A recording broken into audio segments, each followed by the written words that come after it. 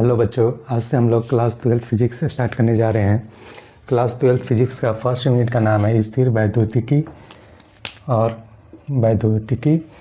और इसका इंग्लिश नाम है इलेक्ट्रोस्टैटिक्स। इस यूनिट में दो चैप्टर आते हैं। चैप्टर नंबर 1 वैद्युत आवेश तथा क्षेत्र। चैप्टर नंबर 2 स्थिर वैद्युत विभव तथा धारिता। तो क्लास 12 फिजिक्स का फर्स्ट यूनिट का नाम हमारा स्थिर वैद्युतिकी। इसमें दो चैप्टर आते हैं, वैद्युत विभव तथा क्षेत्र। इस यूनिट का दूसरा चैप्टर है स्थिर वैद्युत विभव तथा धारिता। सबसे पहले आप ये समझिए, स्थिर का मतलब होता है रुका हुआ, स्थिर मतलब रुका हुआ, और वैद्युतिकी का मतलब होता है आवेश। इंग्लिश में हम लोग समझे तो इलेक्ट्रो मतलब चार्ज, स्टैटिक्स मतलब एट रेस्ट। तो चैप्टर नंबर 1 चैप्टर नंबर 2 हमारा स्थिर वैद्युतिकी यूनिट में आते हैं, और इस यूनिट में दो चैप्टर हैं और दोनों चैप्टर में ही हमें रुके हुए आवेश के बारे में पढ़नी है। एक बार परिभाषा देख लेते हैं। भौतिक विज्ञान की वह शाखा जिसके अंतर्गत स्थिर आवेश तथा उसके कारण उत्पन्न प्रभाव का अध्ययन करते हैं उसे स्थिर वैद्युतिकी कहते हैं।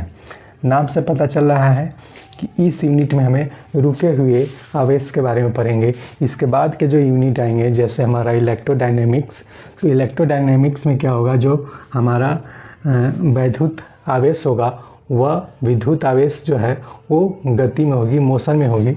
और इस यूनिट में जिसमें दो चैप्टर हैं, दोनों चैप्टर में ही हमें वैद्युत जो है हमारा स्थिर है।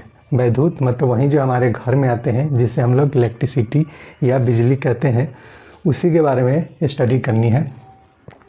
तो आप एक बार इसका स्क्रीनशॉट लीजिए और साथ के साथ बच्चों नोट्स बनाते चलिए। क्लास 12 फिजिक्स चैप्टर नंबर 1 वैद्युत आवेश तथा क्षेत्र, इलेक्ट्रिक चार्ज एंड फील्ड।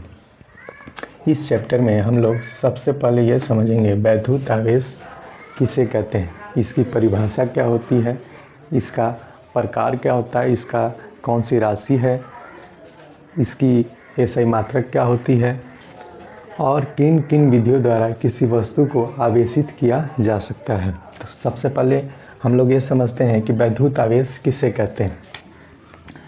तो मान लीजिए यहाँ पे दो ऑब्जेक्ट है,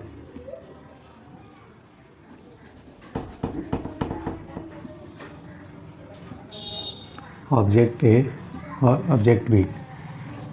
बच्चों हम लोग ये अच्छे से जानते हैं कि कोई भी वस्तु परमाणु से मिलकर बनी होती है, और परमाणु में इलेक्ट्रॉन, प्रोटॉन और न्यूट्रॉन होते हैं, और इलेक्ट्रॉन पे चार्ज माइनस होती है, प्रोटॉन पे प्लस चार्ज होती है, और न्यूट्रॉन उदासीन होता है, न्यूट्रॉन पे कोई चार्ज नहीं होती है।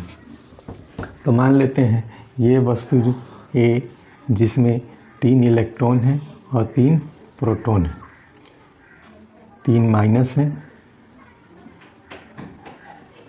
यहाँ पे सिर्फ माइनस साइन देते हैं, 3 माइनस चार्ज हैं और 3 प्लस चार्ज।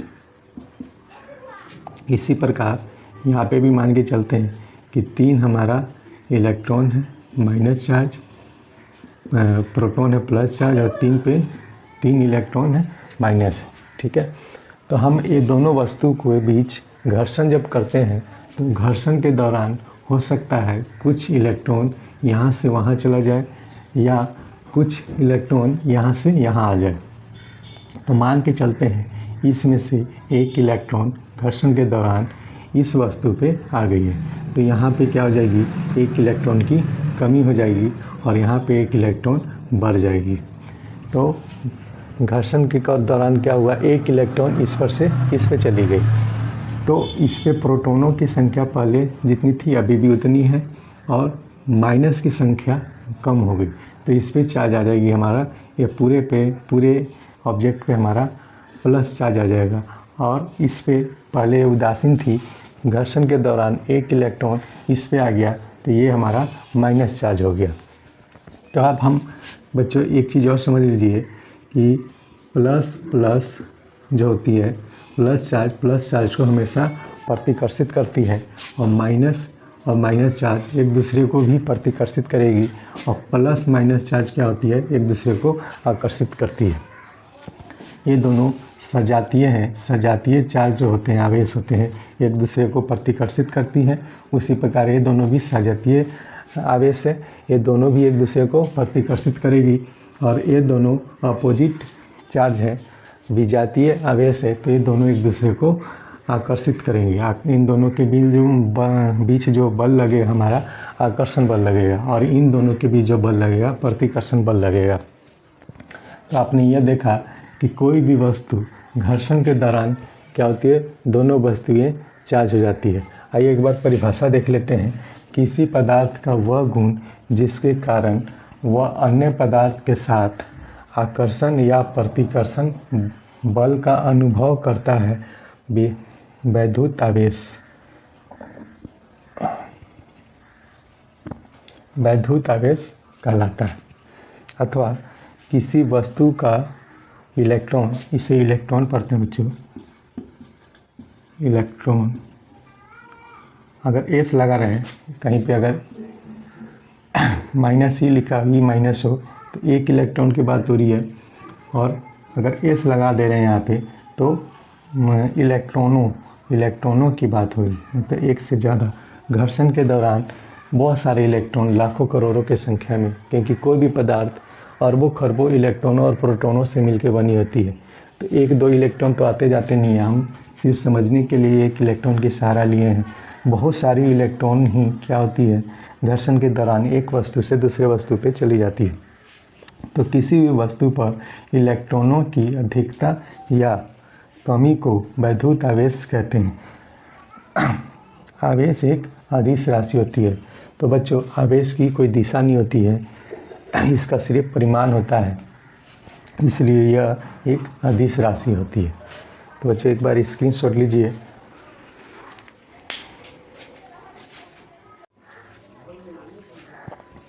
आवेश के प्रकार, टाइप्स ऑफ चार्जेस।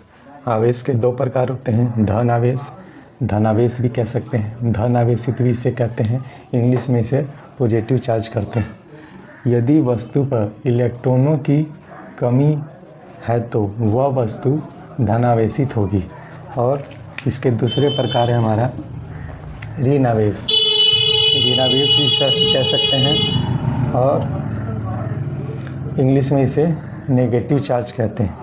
यदि वस्तु पर इलेक्ट्रॉनों की अधिकता है तो वह वस्तु ऋण आवेशित होगी।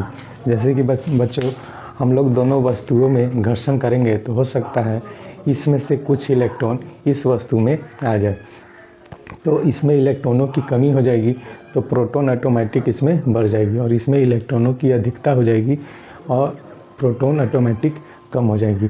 तो इसमें हमारा प्रोटॉनों की संख्या अधिक होगी, यानी कि इसमें प्रोटॉनों की संख्या की अधिकता होगी तो यह प्लस चार्ज होगी, और इसमें इलेक्ट्रॉनों की संख्या बढ़ जाएगी तो इसमें ऋण आवेशित हो जाएगी, ये वस्तु ऋण आवेशित हो जाएगी।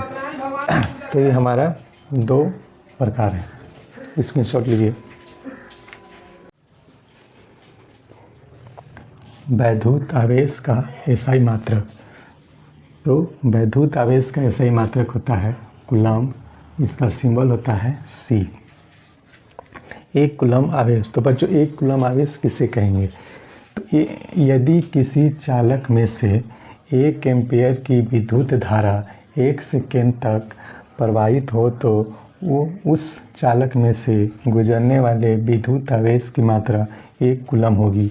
मान लीजिए हमारे पास कोई चालक पदार्थ है और 1 सेकेंड में इसमें से 1 एम्पीयर धारा प्रवाहित हो गई, बह गई, तब हम कहेंगे इसमें से 1 कूलम्ब आवेश की मात्रा प्रवाहित हुई है। बच्चों, ये आपने देखा यहाँ पे विद्युत लिखा हुआ है और यहाँ पे वैद्युत लिखा हुआ है, तो ये दोनों में थोड़ी सी की मात्रा होती है, थोड़ी सी अंतर होती है। जैसे अगर कोई आवेश है और वो एक जगह स्थिर है यानी कि बिंदु आवेश है, तब हम वहाँ पे वैद्युत शब्द का उपयोग करते हैं, यानी कि इसे हम वैद्युत आवेश कहेंगे। और वहीं पे कोई आवेश प्रवाहित हो रही हो, बह रही हो, तब हम उसे वैद्युत न कहकर विद्युत आवेश कहेंगे। यानी कि जब आवेश रुकी हुई हो तब हम उसे वैद्युत आवेश कहेंगे, और जब किसी चालक से धारा प्रवाहित हो रही हो तब हम उसे विद्युत आवेश कहेंगे। तो हमने परिभाषा में क्या देखा कि अगर किसी चालक से, अगर ये चालक है और मान लीजिए यहाँ एक बिंदु है और इस बिंदु से होकर 1 सेकेंड में 1 एम्पीयर की धारा प्रवाहित हो गई, तब हम उसे 1 कूलम आवेश कहेंगे।